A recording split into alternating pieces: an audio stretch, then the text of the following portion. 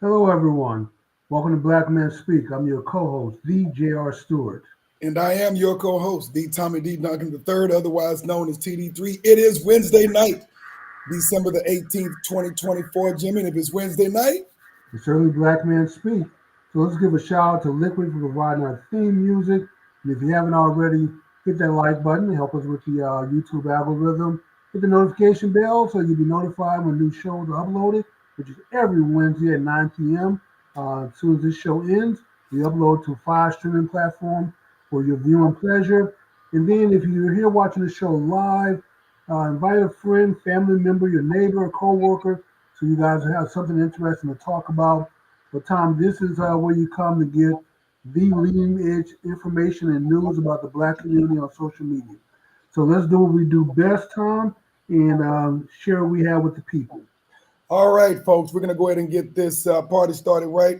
We do have a special guest that will be joining us in a couple of minutes because we know it is the holiday season. Yes. It is the holiday season. Kwanzaa is upon us, and we have returning special guest and friend of Black Men Speak, also award-winning on Black Men Speak, Uncle ASAR ALKEBULAN. That's a joke. We'll talk about that a little bit later.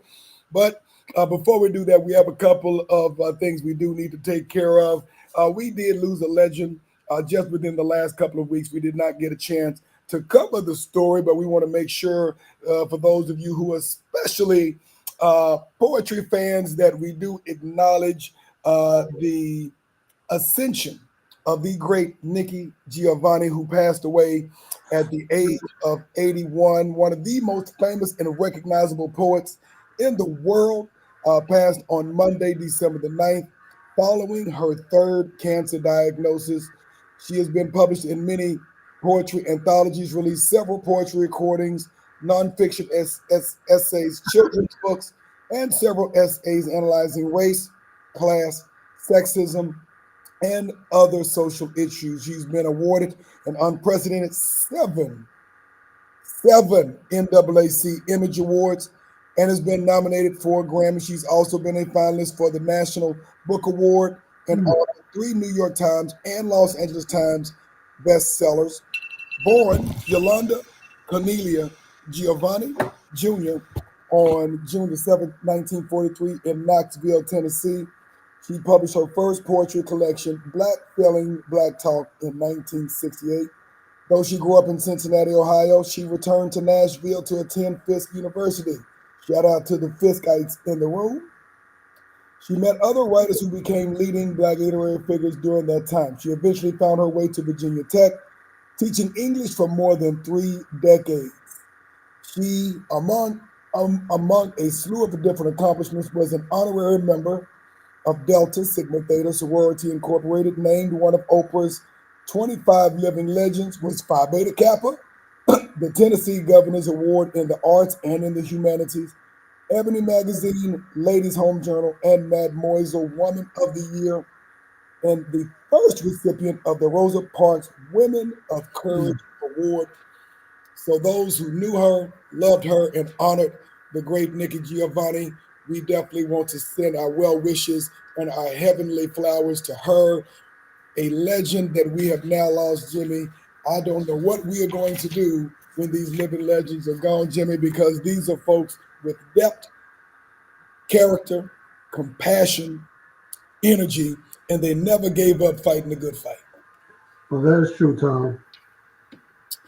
So, Jimmy, we will now go to our a few stories that we have before we get to our special guest for the day, Jimmy. One, adding on to our monitoring, of course, of international studies and stories, and then we have a couple of sports, and then we will transition to our special guest, Jimmy.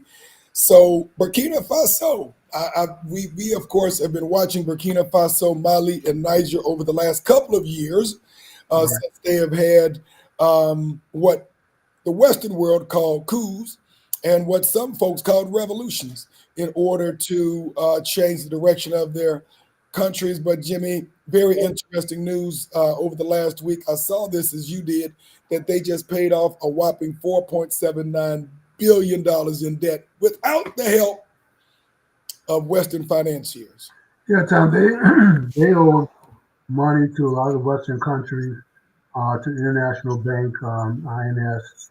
And here's the thing, Tom, is that they decided you can't be free when people are in your pocket. You owe people money. It's hard to be free, be your own person.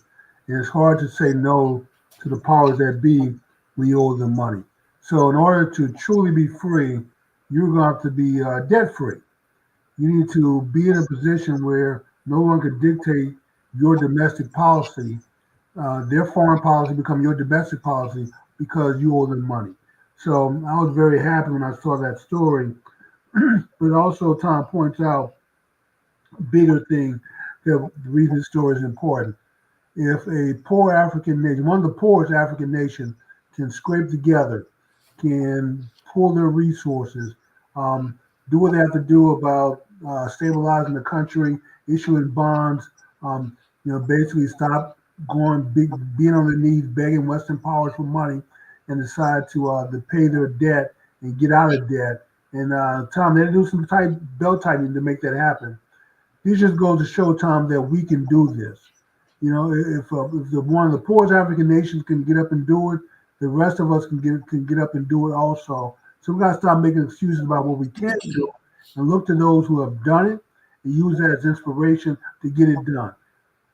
I would agree with you, Jimmy. And the Western African states, two of which we mentioned, along with Burkina Faso, have definitely been making waves. And for their neo colonizers who are not too happy about this, you know what? Suck it up, because you are still colonizing several other countries in the western region of the country.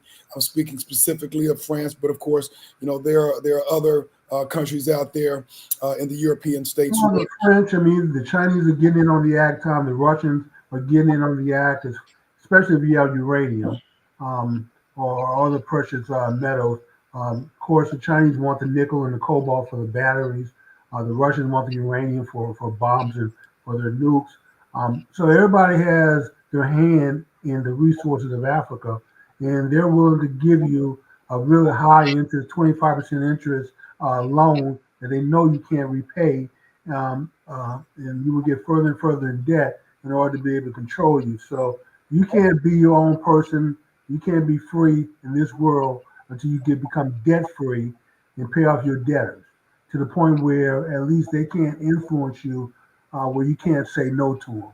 So I'm glad to see that they did this time. I hope other African nations borrow a page from this book and Spain.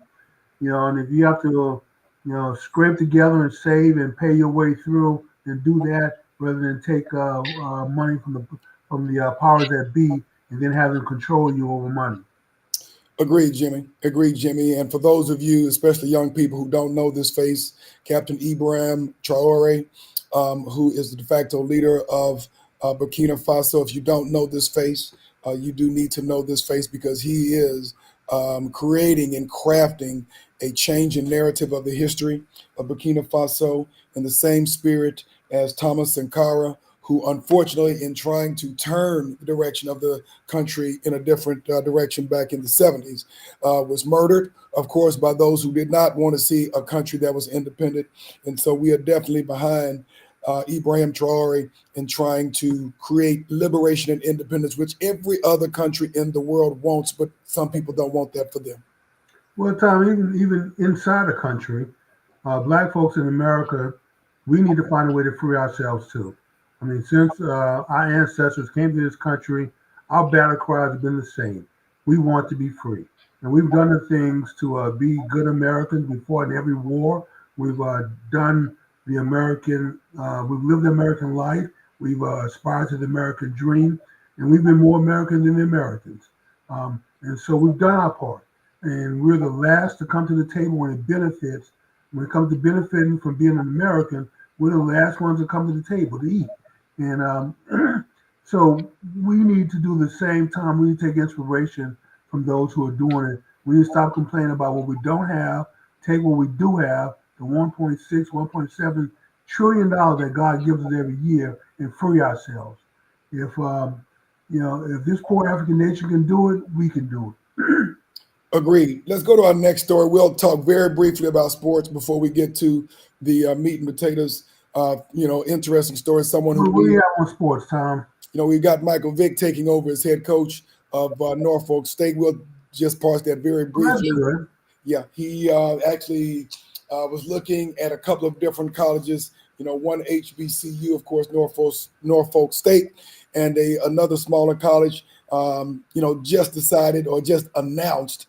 I don't know that it's an official announcement, Jimmy, but four-time Pro Bowl quarterback Michael Vick has announced that he will be taking the head coaching job at Norfolk State in Virginia, which, of course, he is from Virginia, played 13 seasons in the NFL, helped revolutionize the quarterback position.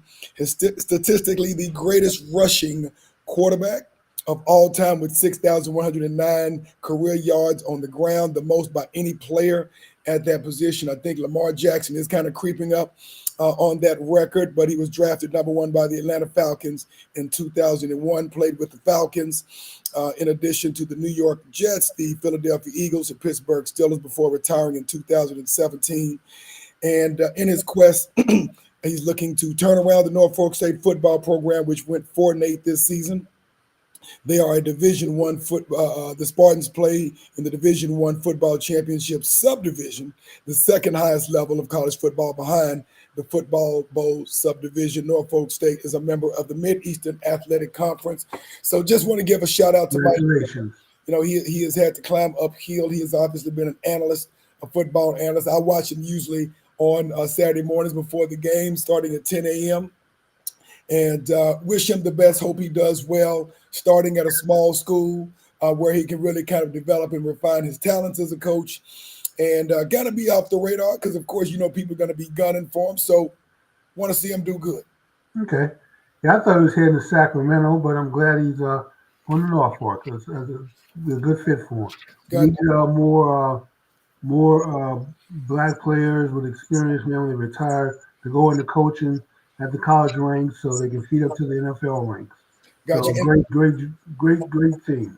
And last, Jimmy, of course, we could not get to this week without at least mentioning the Heisman Trophy winner. I don't think it's a big surprise to too many people, but Travis Hunter, former number one player, high school recruit in the country, and two-way player for the Colorado Buffaloes, just recently won the Heisman, was named 2024, right ahead of Boise State running back Ashton Jeanty, Oregon quarterback Dylan Gabriel, and Miami quarterback Cam Ward. Received 552 of 91 first-place votes.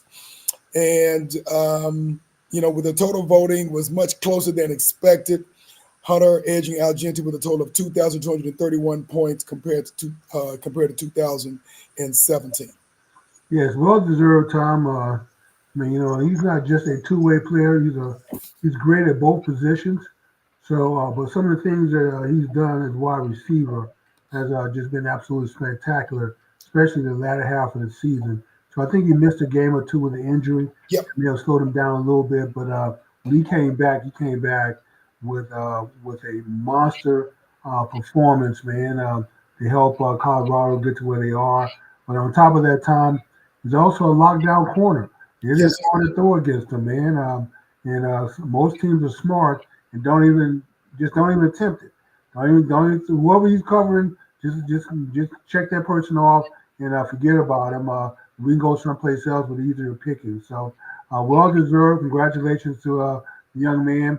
And see, this is why I was talking to our guest earlier. This is why the Cowboys need to stop winning these goddamn games that are meaningless, because when these kids come out of college, man, we need to be in the top 10. We need to be 2 picks in the top 10 so we can have a chance and picking up 1 or 2 of these marquee players. Well, Jimmy, that sounds nice, and the Cowboys would do just good enough to be a better than average team. They can't even lose correctly, Tom.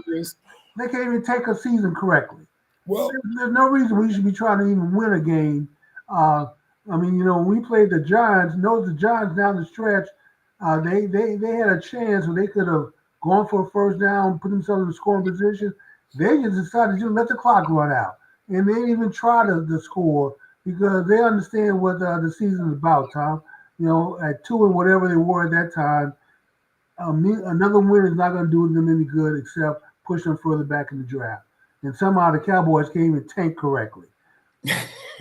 All right. Well, with that being said, congratulations to Travis Hunter. We hope him the best, whatever Congratulations, team young he man. goes to, and that he does that and more during the NFL. With that being said, let's go ahead and bring in our special guest, good friend and brother, Uncle ASAR ALKEBULAN. Welcome back to Black Men Speak. The one and only Uncle ASAR. Exactly. We are very excited to have you back to talk a little bit more. You know, apropos, I told you at the beginning of the year, we going to have you back to talk about Kwanzaa and among other things that you're a subject matter expert in. But we want to make sure that we get people in the know, help them understand for those who are newbies to the Kwanzaa holiday, in addition to those who have been kind of, doing this thing for a while, so that we can get the family back together. Welcome, welcome, welcome, my friend. Thank you, my dear brothers. It's always good to be on Black Men Speak. I want to open with what I call a libation declaration. At the university where I work, and I've noticed in some other institutions, they always open with a land acknowledgement, and they are acknowledging the stolen land of native peoples by the Europeans. And I always wondered, I was like, well, we did a lot of work, a little bit of work here, you know what I'm saying? So I came up with what I call a libation declaration because I couldn't do a formal libation. And the declaration goes like, we talk about what a libation is a little later. We are the descendants of humanity's first people. We recognize and give thanks to our ancestors for their innumerable gifts and sacrifices across millennia, from the African continent throughout the diaspora. And I'll end the libation declaration with Ashe from the Yoruba people of Nigeria, Yebo from in the Zulu language of Southern Africa, and Inshallah from our Muslim brothers and sisters, and Amen from our Christian brothers and sisters, and right on right here in the good old USA. Yes, sir. So thank you for having me, man. Good to be back.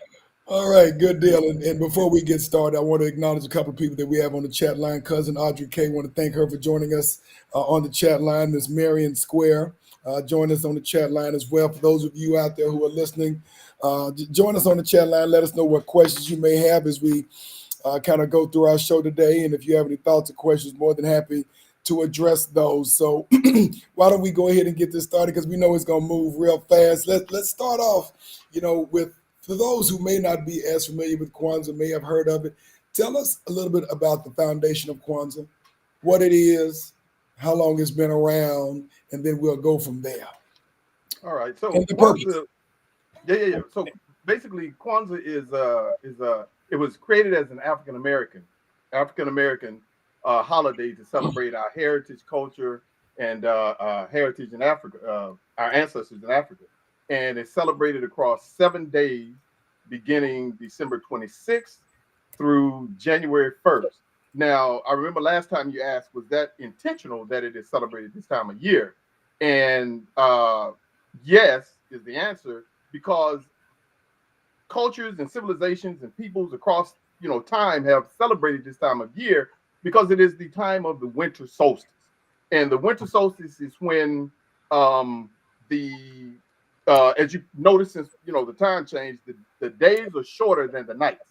So on the winter solstice, and I think it happens like on the 21st of this year, and during the time of the Nicene Council, it happened on the 25th, and that'll be evident in what I'm saying, why that's important in what I'm saying. So right around the 21st of December is the shortest day of the year. So then the sun, the days will begin to get longer. And the people of ancient times called that the birth of the sun.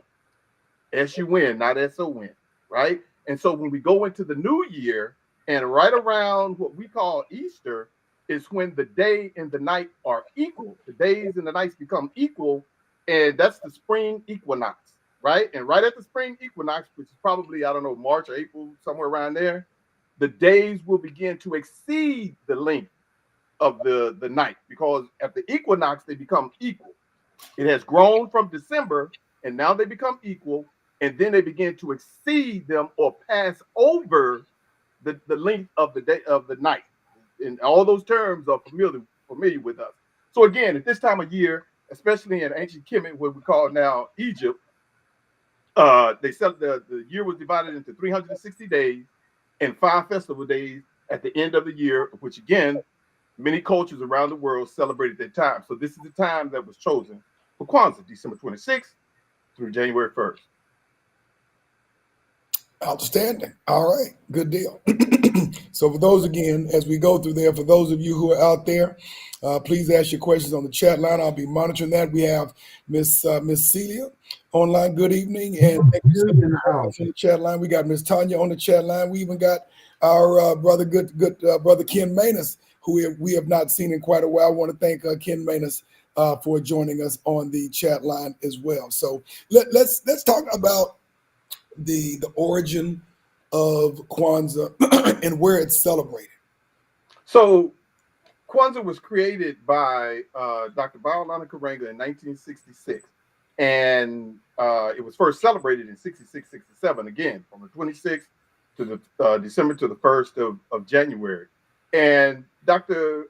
Karenga is a Pan-Africanist, and just after the Watch Revolt, we say revolt, in the news they'll call it rebellion. If you wear African clothing or you have a problem with the government, they'll say you're militant. So we're not going that route. We're not gonna buy into this whole a riot type thing. So we're gonna call it a revolt or rebellion.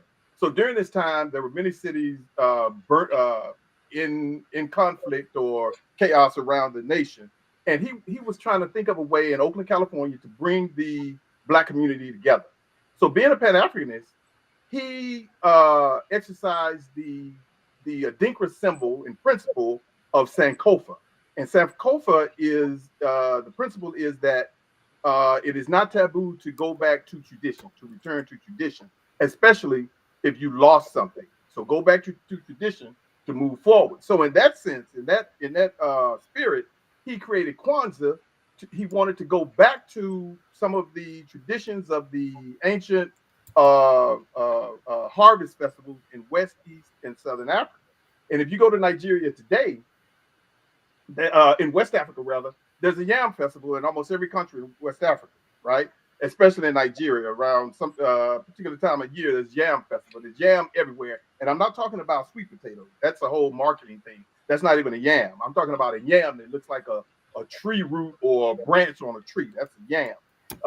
If you in Nigeria in June, I think maybe they have corn everywhere. On every corner, people are selling corn, they're roasting corn, so they still have these festivals. If you go to Ghana, they'll have a kente festival. It's not a harvest crop or anything like that, but that's just to illustrate that they still have festivals and things throughout the continent.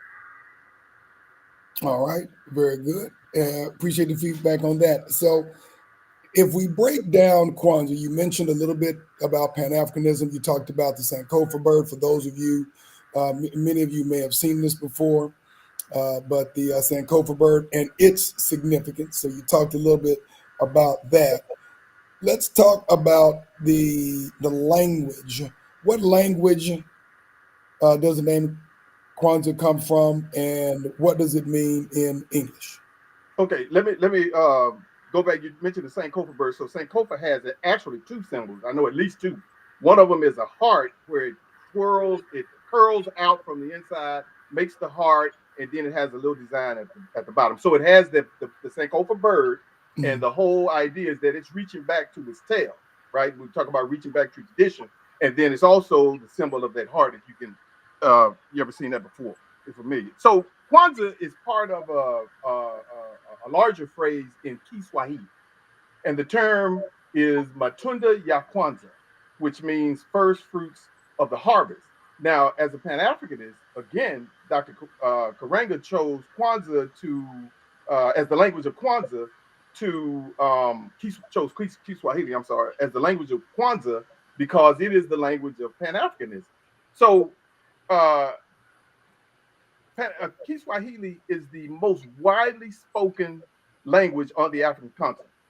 It is spoken in at least a dozen countries, and it's also spoken in Yemen and Oman, and it is also taught in the educational system of South Africa, Botswana, and Namibia. And in addition to that, during the liberation struggles in Africa in the 1960s, when our brothers, sisters, and brothers were trying to free themselves from our what Femi Kuti would call our colonial murderers, that people would say the colonial masters. He's like a master of anything. They are colonial murderers. So when our sisters and brothers were trying to free the African nations from colonial murderers, Julius Nyerere, who was the first president of Tanzania, he welcomed in the freedom fighters.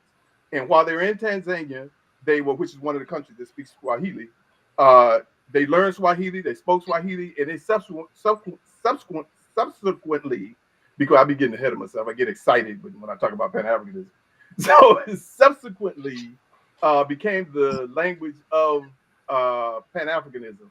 And Kiswahili cannot be attributed to one group of people, one ethnicity, or one nation. So again, it is a truly continental or Pan-African language. And again, that's why Dr. Granger and his cohorts chose Kiswahili to be the language of Kwanzaa.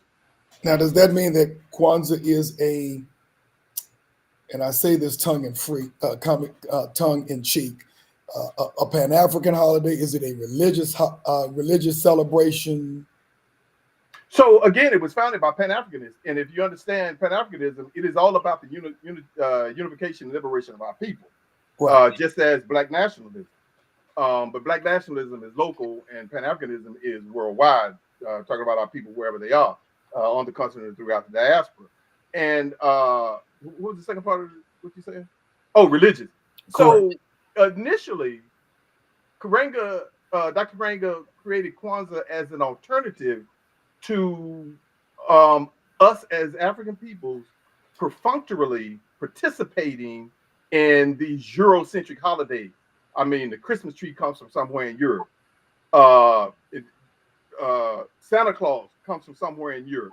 If we look at Easter, the Easter bunny it's for real. It's, it has to do with fertility, which is Easter is all about the resurrection. Somewhere in Europe, Easter eggs somewhere in Europe. So instead of participating blindly in those celebrations, Halloween, all of these things come from Europe. He wanted us to have something that where we could express our traditions and culture and heritage. So in that sense, he created it as an alternative.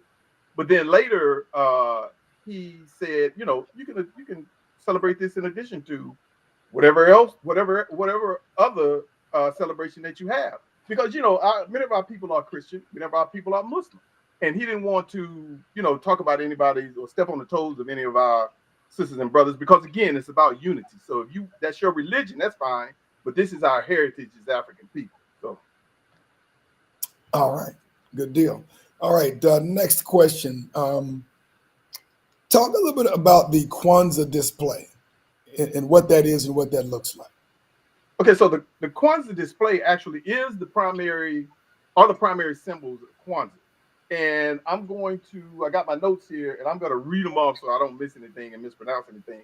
And while we're talking, I'm speaking in Swahili, calling the names of these different items, know that they are what you call phonetic. Every letter or every vowel has one sound, right? So it goes a, e, I, o, u, right? So it becomes simple easier when you realize that. So the first item or element is the kanara, right? This is the candle holder, and it represents the roots of African people. That's it right there. It's a candle holder. Now, many of them are handmade. You can buy them machine made. But we'll get into the whole idea behind buying in just a second. The second item would be the Mashuma Saba. These are the 7 candles representing the 7 principles of Kwanzaa, or what's called the Nguzo Saba. So you have 1 black, you have 3 green, and 3 red, right? Which is so the next. Right, there you go. And the next item will be Mkeke. This is the woven mat representing our African history and tradition. So the mat is a woven mat that all of these items will be sitting upon. Is the Mkeke, the mat. So then you have the Mazoa. These are the crops symbolizing the rewards of working together and the African harvest celebration. So we'll have like fruits, you know, peppers and tomatoes and cucumbers and oranges and apples and bananas. That's the mazoa. So then you have the buhindi, which are ears of corn, and these represent the children and the future. So you can imagine how many I don't even know what you call it on a eyes on a car on a corner cob. How many eyes on a corner cob or whatever you call it, and that represents the children. So then we have the kikombe cha umoja. This is used to pour the libation and symbolize the principle of unity. So it's a cup, and you pour the libation. I did the libation declaration when we began, but to perform a proper libation, you would use some type of vessel to pour the water or wine or spirit in the libation. So then the last item we have are the zawadi, and these are the gifts. Now in Kwanzaa, gifts are to be handmade, right? Right. However, if you can't make them, because we're all not talented in that way, right? Some people are craftsmen and builders and all types of things. But if you must buy a gift, you know, Kwanzaa doesn't want you to participate in this capitalist economy. If you must buy something, it should be, it is strongly suggested that it be books or educational games. So those are the primary items or elements of Kwanzaa. And so you put it all together, and I think this kind of is a synopsis of what you just kind of shared. Yeah, that's it. That's it right there. You got your kinara, you got the candles, you got the fruit.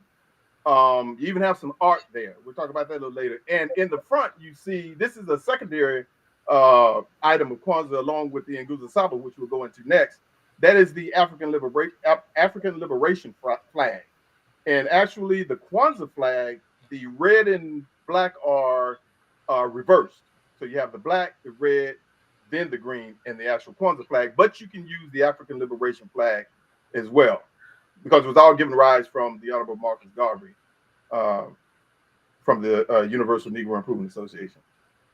All right, so why don't we do this with the rest of our time? Let's kind of run through the 7 principles of Kwanzaa, what they mean, and then if we have any time left, we'll kind of go from there. So let's go ahead and get this moving, and we can just go Hey through man, you one by trying one. to cut my time short? No, I'm not. I want to make sure you got. I want to make sure you got enough time. Jimmy, you trying to cut my time short? Help me out, brother. Yeah, that's what Tommy does sometimes, man. If he starts going long, you may have to just do that to him. All right, I got you. Appreciate you. So we're gonna talk about the Nguzo Saba, which is Kiswahili for 7 principles. And the first principle is umoja, which means unity. This is to strive for and maintain unity in the family, community, nation, and race. Again, we talk about Pan-Africanism, that is the unification of our peoples on the continent and throughout the diaspora. Kujichagulia, and it's pronounced exactly like it's spelled. Kujichagulia, which is self-determination. This is to define ourselves, name ourselves, create for ourselves, and speak for ourselves, right? This is what the brother Traoré is trying to do in Burkina Faso. And, becoming debt-free, kicking the French out, and a couple of other nations, Niger and Mali, they're all doing the same thing, right? And we want all the nations to do that. The next principle is Ujima, collective work and responsibility, to build and maintain our community together and make our brothers and sisters' problems our problems and to solve them together, right? What happens to you can happen to me. I used to teach young boys, young men I used to work with in D.C. This was back in the 90s, so I use the example of Rodney King. I said, you think they beat Rodney King because he was Rodney King? They didn't beat Rodney King because he was Rodney King. They beat Rodney King because he was a brother, and that can happen to you, right? So our problems are each other's problems, and we need to solve them together.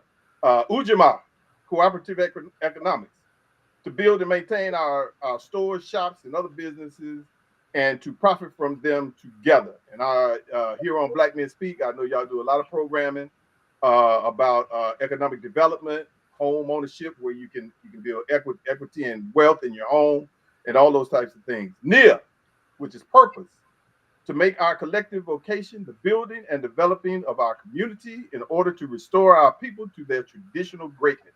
This is what we typically call the struggle. So Nia, our purpose is the struggle. You know, our ancestors had a struggle. They had things that they were faced with, and they had to struggle against them. We still have things we are faced with today. And again, the goal is to bring our people and the continent back to its traditional greatness. Then we have Kumba. Some people say Kuumba. To do always as much as we can in the way we can in order to leave our community more beautiful and beneficial than we inherited it. And I think that's self-explanatory. You need to be doing something. Well, we want you to be doing something to contribute to the struggle, to leave our communities better for those unborn. Imani, faith, to believe with all our heart in our people, our parents, our teachers, our leaders, and the righteousness and victory of our struggle. Now, the particular thing about Imani, that will occur on the final day of Kwanzaa, which is January 1st. It is the last principle in the celebration, but it is celebrated on the first day of the year, whereby it lays the foundation to continue the other 6 principles of Kwanzaa throughout the year. So that's Imani. So those are great descriptions, standard descriptions of each of the 7 principles of Kwanzaa. And so there's someone out there who maybe younger person or older person for that matter has never been to any Kwanzaa celebrations before, has never. Libation.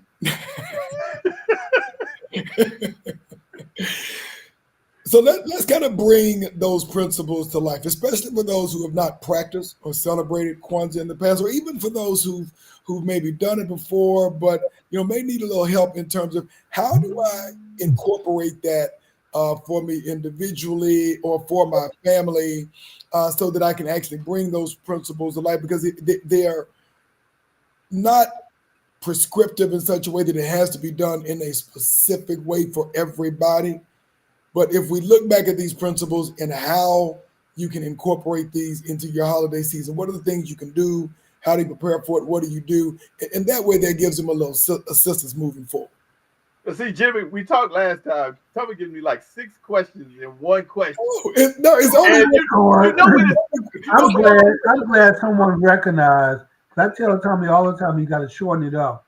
Okay, the short question is, how do we do this stuff one by one? Right. All right. I can deal with that. There you go. So,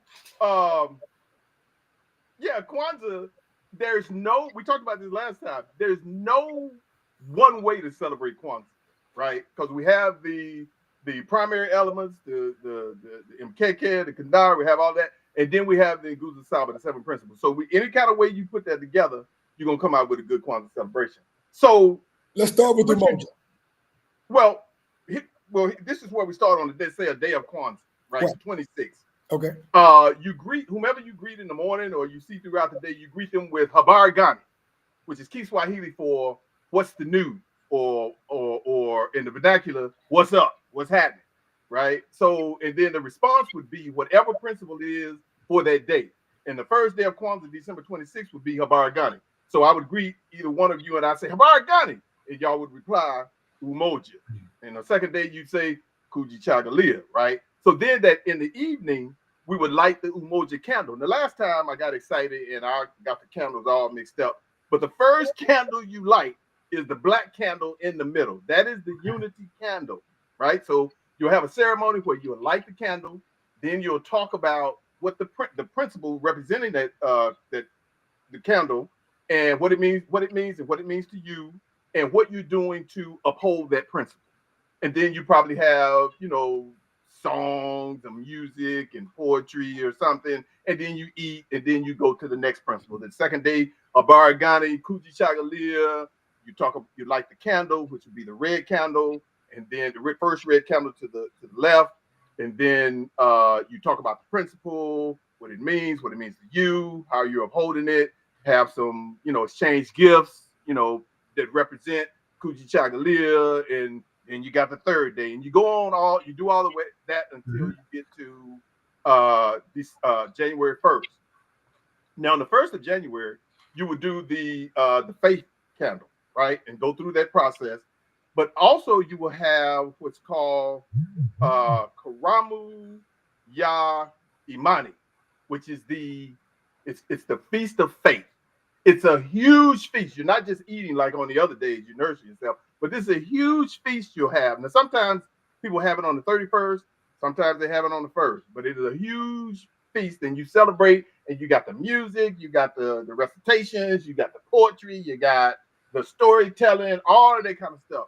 And I want to bring attention to you don't have to celebrate Kwanzaa all of those 7 days.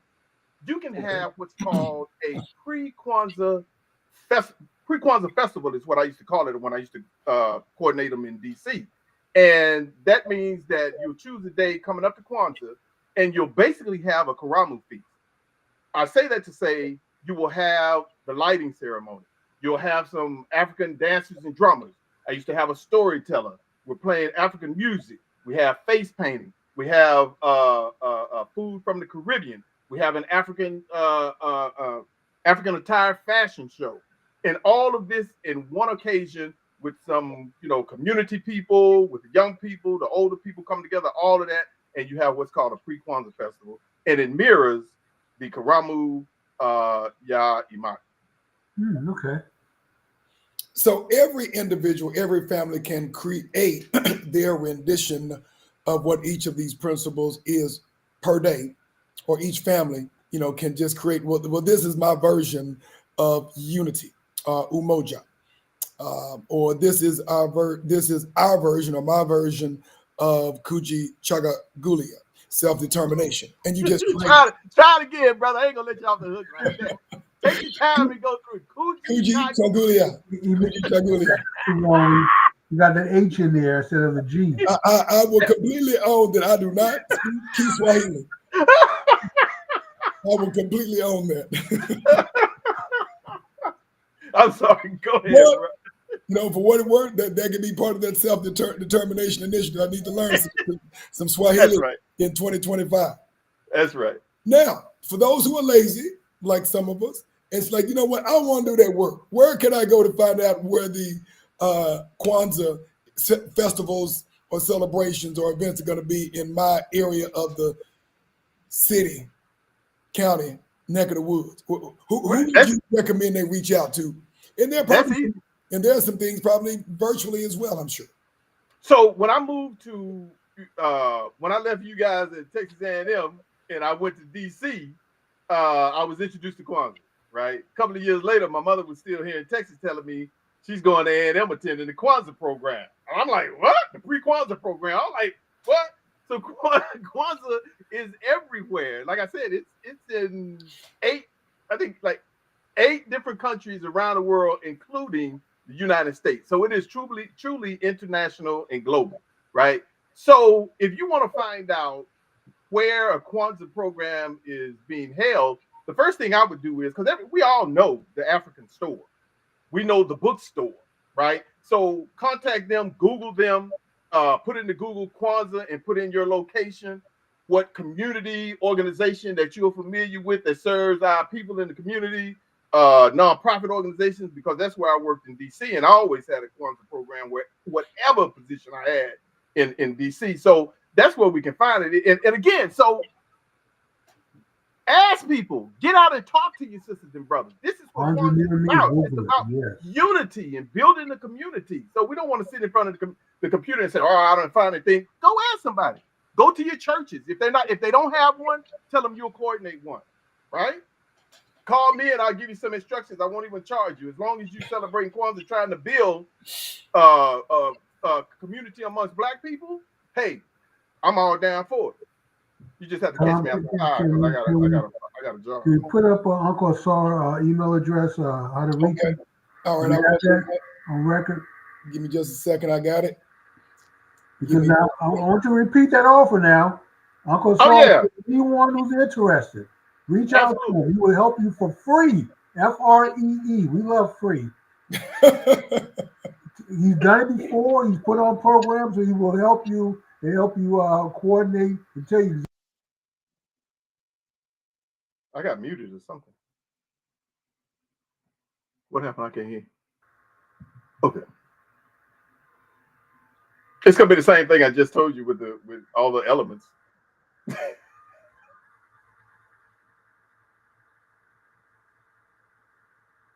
Can y'all hear me? We can hear you. Oh, okay. I don't know why Tom's muted though. Tom, did you mute yourself?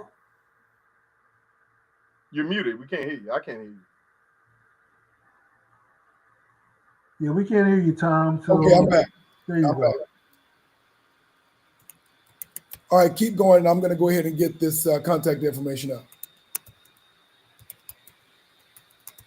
And I hope people take you up on the offer as a way to expand.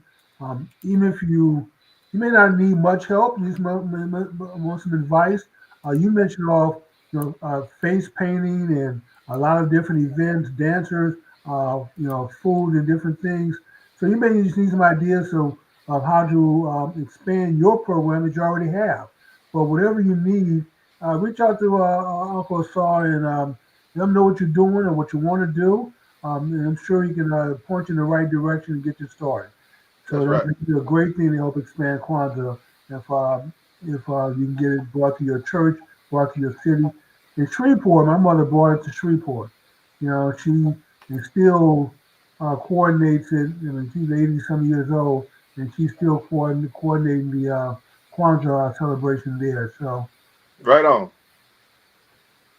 So, as we have about 12 or 13 minutes, I want to welcome my cousin, Counselor Elisa Patterson, on the line. She just joined us a little bit late. She's got a lot of stuff going on as well. So I wanted to welcome her onto the line. So if there are any questions out there for anybody who's watching the show, specifically for those who are on the chat line, if you have any questions about Kwanzaa, any questions about the principle, definitely now is the time. Don't wait till 5 minutes before the show to start asking questions, but we want to thank everybody who is on the chat line currently. All right, so I have a question. Yes, sir. I wanted to know when y'all announced the winner to the music trivia contest. We did. We announced it already. Yeah, we announced that a couple weeks ago. Yes, a couple of weeks ago. I watched every episode. I don't remember hearing. We told the world that you won. You were the winner. Well, tell them again. Yes, Uncle Asar is our what do we call that? Black History Music, or we just call it our music contest. We can just call him Fast Fingers Asar. Yes, you weren't even close when it came down to having our accounting firm tally up the votes. So Uncle Asar did a great job. He was on it every week. A lot of times he hit the hat trick, which for you hockey folks, that means 3 goals or an assist or a combination thereof. But if you get both songs correct and the movie correct, we call that the hat trick here. So I think you got a couple of hat tricks during the course of the year. So we're gonna see if we can make it a little more difficult for you next year. We'll bring back the music, maybe some current event, and maybe have one question that pertains to the previous show. So you have to watch the show in order to be able to get that answer correct. So, okay, that sounds interesting. All right, I'm up. All right. So as we move forward, as we close out, we have about 10 minutes left. Understanding that we've been talking about Kwanzaa this evening, and hopefully everybody's getting some value. And now you can take away some pearls of wisdom as to how you can incorporate Kwanzaa over the last couple of weeks. So as we look at 2025 and you put your Pan-Afrikanist thinking cap on, what are your highlights in terms of what you see in 2025 in terms of priorities? We've had a conversation about Pan-Africanism before and what that means and why that's important. But as you look at 2025, yes, sir. There you go again. 5-minute question. Thank you, Jimmy. Because I was like, what? What's on tap for 2025? What I see going on the continent right now is very encouraging. With the nations moving towards independence again, we talked about Brother Traoré in Burkina Faso. I hope other African nations follow suit. Some of them, and I'll say it very bluntly, some of them are still headed by puppet leaders, puppets of the West, and they're giving away the resources. And I would like for my desire is that Haiti come up. You know, it was said that they applied to the African Union and were denied. I don't know how true it is, but if that's true, then it's like, okay, something's definitely wrong in the African Union, which we already know that it is. But they need to get their act together and assist the other nations who are trying to free themselves, like Burkina Faso. We have strife in Ghana, Nigeria, Congo, Sudan, all of these nations, and you know, just looking forward to a positive outcome for our people there. I'm glad you brought up Haiti. You know, we've talked quite a bit about Haiti over the last couple of years. You know, before, in the sense, of course, the former president was wantonly murdered by folks that, you know, somehow are in a cloud of dust. But we understand kind of who's behind that. And we obviously know that Kenya has police forces in Haiti. Not been a whole bunch of news other than they be getting slapped around a little bit while they were over there. A little bit tougher job than they thought it was going to be to kind of keep the peace. You know, they're over there asking for help, you know. Well, Tom, one of the things that could help Haiti, and this is something that we could do, is if U.S. money, when I mean U.S. money, I mean black folks, would come together and we start pouring some money into Haiti, we could then petition our government to protect our investment. You know, so that would help. Rather than always looking to Western powers and everyone else to go clean Haiti up and do something about it, you know, we need to make and speak with our dollars. Now, I guarantee you, if you name any wealthy Elon Musk or Bezos, or you know, let them put $100 million into Haiti today, and you will see you'll see the Marines, the Army, the Air Force, and Navy protecting that $100 million investment the next day. So if we're serious about trying to help Haiti out and for them to get some breathing room so they can come up, you know, then we need to speak with our dollars. Let's come together. I'd imagine that now would be the best time to be trying to invest in Haiti and do something, because the way the conditions are on the ground, things have to be dirt cheap now.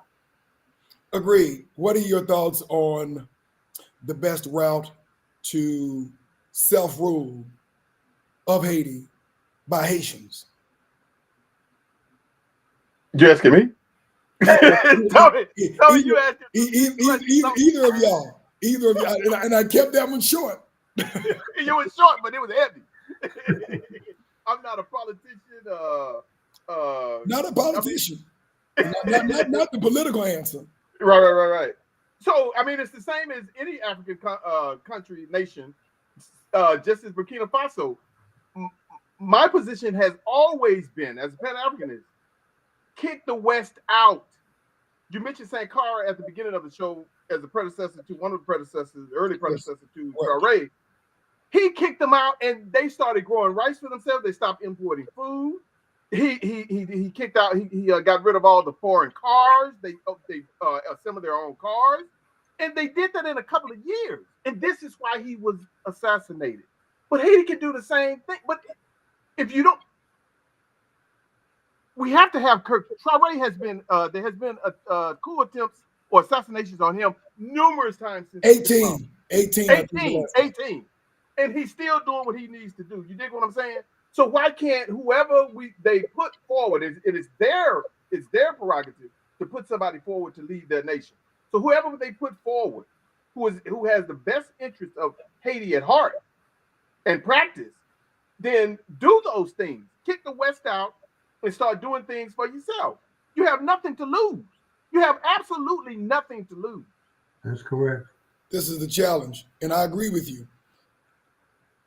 How do they kick the West out without a method of bringing all of the warring factions that are fighting for control of resources there. We're not talking about the Europeans. We're talking about the Haitians. You saying the Haitians are fighting for resources there? Well, Right. they're fighting over control. The various gangs that are there Right. fighting for control of Haiti. And Yep. unfortunately, Tom, you can't make a deal with the devil and not get burned. You can't lay down with fleas without getting bit. And so when it comes to war and factions, somebody has to win, someone has to lose. And when you're talking about war, that means life and death. So you basically got to have a force that's willing to go in there and rid the country of all the gangs. I mean, execution style. And once you wipe out the opposition, I mean, totally, where you cannot wage war against the state. Now you can rebuild in a way, and hopefully, it's someone who's benevolent, who wants to do something for the people and restore the country. Unfortunately, when you get someone who's amassing some kind of force, they generally are in it for themselves. Of course. Especially if they're backed by Western powers, and the Western powers have something that they want out of it, which is why they're backing you. And they understand that when you go in and take over, that it's going to be back to business as usual. We're running things behind the scenes. So the Haitian people are just have to get tired to a point where they just don't want to. They're not going to tolerate it anymore. And hopefully, someone will rise up like the phoenix out of the ashes and inspire the people to do to come up to take their country back and do the right thing. I think the people there will be open to that message, and I think they can come together themselves and take the gangs out if they have to. But they have to have someone who leads them and inspires them, who wants to do the right thing, rather than just, oh, well, here's another corrupt leader backed by the French or backed by backed by the UN, backed by America. Yeah. Right. So let me interject. So in this country in the 1860s or something, we had a civil war. Right? Correct. In France, there was a civil war. Correct. In China, it was a civil war. Other places, they all had Russia. Civil war because it is a function of liberation, right? So once you kick the West out, we don't want anybody going in. You have to have a civil war. And a revolution is bloody, as Malcolm said. There isn't a revolution fought on the face in the history of the world that wasn't bloody. So there has to be blood, but you have to be careful not to let the Western influence in. And anybody who lets the Western influence in to control you, that is not going to be your leader. So you're going to have a civil war, and what will emerge out of that civil war, like you just said, Jimmy, there will be a phoenix to rise. And hopefully that phoenix will be like Dessalines or Louverture, who will lead the country to liberation and prosperity. But it's going to be a struggle. I don't think it'll be that bloody, to be totally honest. I think some of the powers now, some of the gangs would gladly surrender and lay down if there was an overwhelming force from the people to say that this is what we want. We're not going to tolerate it anymore. So I don't think it would be as bloody as we think it would be, but it needs to happen in that order, because you're right. There is no such thing as a revolution without some bloodshed. Someone has to come out victorious, and hopefully the parties that come out victorious have the interest of the people, the interest of the island in mind. So you're not fighting a revolution just to put another dictator in power backed up, and a puppet dictator on top of that. It's not even a dictator who stands up for themselves. We were talking about a puppet dictator who's you just look at his back, you see all the hands and strings and ropes, so people pull it and tell them what to do. So we don't want that, and you don't want to fight and die just to put that in place. So I mean, I really feel for Haiti. I mean, they've been punished since they fought for their freedom. Since they won their freedom. That's right. Since they won their freedom. That's right. Well, Tom, in order to win it, I mean, they basically had to adopt a strategy that they were going to kill every white person on the island. They feel were responsible for trying to put them back into slavery. Well, if you want to be free, sometimes you may have to fight for it. That's true. And you have to do that. And certainly taking on Napoleon and his army and defeating them. The greatest army in the world at that time. One of the greatest army in the world at that point. So, but when people are motivated, Tom, if I'm free and I fought for my freedom, and you try to put me back into slavery, Yeah, that's my motivation to go up against you and do whatever I have to do to kill you in order to be free. And that's unfortunately where the Haitian people are going to have to go back to mindset wise that they're going to have to fight for their freedom. Anyone who gets in the way, unapologetically, you're going to take them out and be willing to die and fight for your freedom, not just for you, for your kids, for your grandchildren, for generations to come. That's right. Go ahead and do it now. Bite the bullet now. You can secure freedom for future generations of Haitians, and it'll be better because people will now understand that this is not some place where we can go put a puppet leader in place and try to run things from behind the scenes. These people are willing to fight and die for their freedom, just like America. I mean, you can come here. I mean, we have our crooked politicians every day, but the last thing that we're going to tolerate is some other power running our country. You know, I mean, we may listen to you, we may not always stand up against you, but in the end, you know, let any great power step on these sands and try to run things here and see what happens. Every time Dick and Harry with a gun is going to be out in that street fighting for it. So that's where the Haitian people need to be. No apology. Whoever you have to take on, who you have to take on. And I have elongated answers. Okay. Well, I mean, I give a long answer, but you have the wrong questions, Tom. All right, folks, there you have it from DJR and resident Pan-Africanist, the Uncle ASAR ALKEBULAN. We want to thank everyone for joining us this evening. For those of you who are going to be traveling over the holidays, be very safe so we can see you back next year. We want to thank you for supporting us. And, of course, Jimmy, the plan for next Wednesday. We're going to be off next Wednesday for the holiday, but we will be back the following Wednesday for New Year's Day. It is literally New Year's Day. New Year's Day, okay. We'll be back for New Year's Day for a show. And Uncle ASAR, this is your prize. It will be in the mail tomorrow, so hopefully you'll get in a few days. I hope you enjoy it. Well deserved. So, and then you got to come back next year, man. You know, tell us what's going on. You know, share some African news. I know you keep up, so we don't necessarily talk about Kwanzaa, but we'll bring you back to talk about what's going on with Africa, good and bad. So, because I know that you're in the know, so and some of our listeners would enjoy hearing what you have to say. So I think I always feel welcome here. Yeah, and I think he's saying that you have now been deputized as our domestic international correspondent. Yeah, and that's my check. He sent it. Okay. Yeah, well, this has been a down payment on it, so so yes, I get that to out tomorrow. I'm gonna buy some libation with it. Man, you know what? You deserve it. There you go. Pour one for us for Black Men Speak. All right. Before we get off, we do have Gregory Harrington who joined us a little bit late, so we want to thank you. And then the Graceland community extraordinaire on the line. So we want to thank everyone who joined us this evening. Everybody have a safe and prosperous holiday season, and we will see you next year.